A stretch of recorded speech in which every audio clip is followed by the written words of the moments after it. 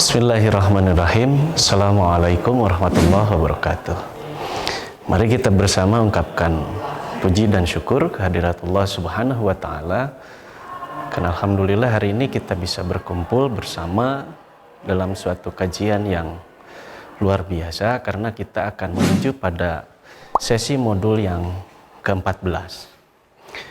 Para pemikir milenial yang saya banggakan bahwa jika kita lihat akhir-akhir ini, Indonesia sering dijumpai dan sering kita saksikan dan sangat sering kita menyimak berbagai berita baik cetak maupun online berkaitan dengan penangkapan terduga teroris.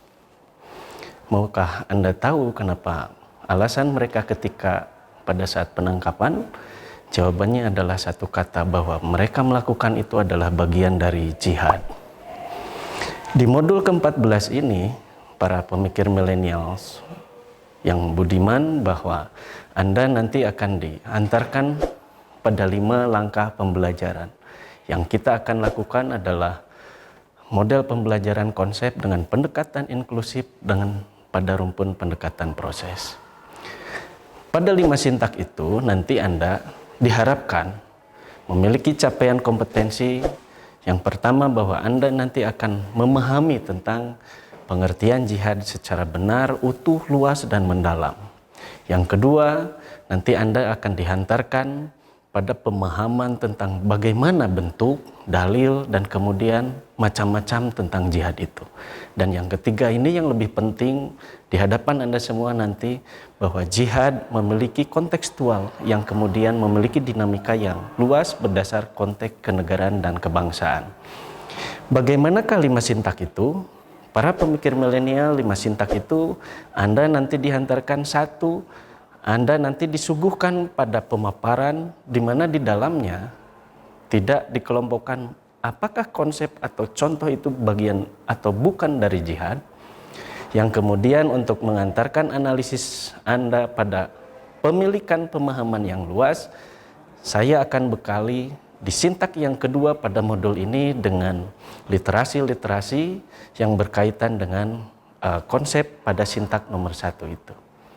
Baik, para pemikir milenial, yang ketiga, pada sintak yang ketiga ini, Anda secara mandiri diminta untuk mengelompokkan example, non-example, apakah konsep, dalil, bentuk, dan kemudian kontekstualis tentang jihad itu adalah bentuk atau bukan dari bentuk jihad, contoh atau bukan contoh dari jihad itu.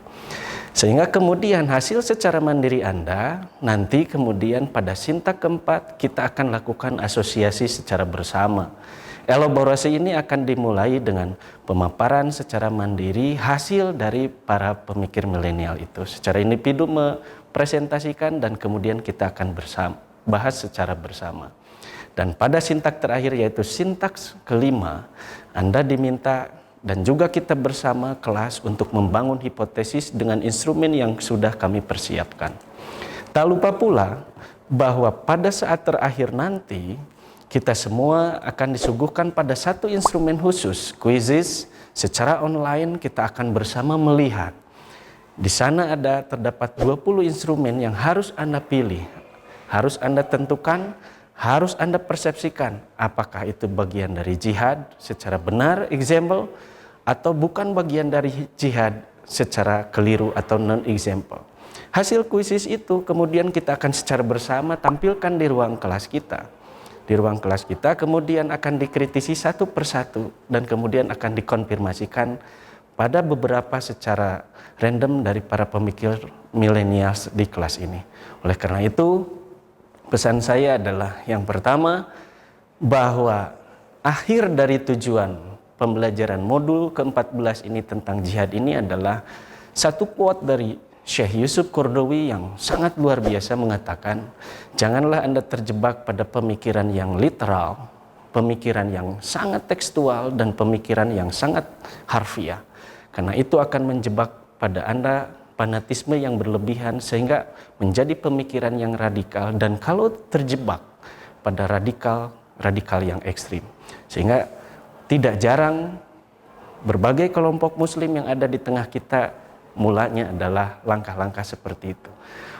Yang kedua, kata Yusuf Qaradawi, quotes-nya adalah, jadilah muslim yang bukan saja memahami teksnya, bukan saja muslim yang memahami harfiahnya dan literalnya, tapi jadilah muslim yang memiliki analisis secara kontekstualnya juga, secara inklusif, sehingga dihasilkan pribadi muslim yang dalam konteks Negara Kesatuan Republik Indonesia ini yang moderat, muslim yang inklusif, muslim yang toleran, yang bagaimana dalam instrumen terakhir kita ada salah satunya bahwa role model baik dalam segala kehidupan, baik individu maupun sosial, adalah Nabi kita, Nabi besar Muhammad Sallallahu Alaihi Wasallam.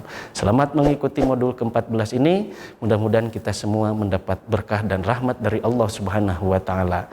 Sukses selalu para pemikir milenial. Jadilah pemikir yang moderat, jadilah muslim yang inklusif dan toleran di tengah NKRI ini. Assalamualaikum warahmatullahi wabarakatuh.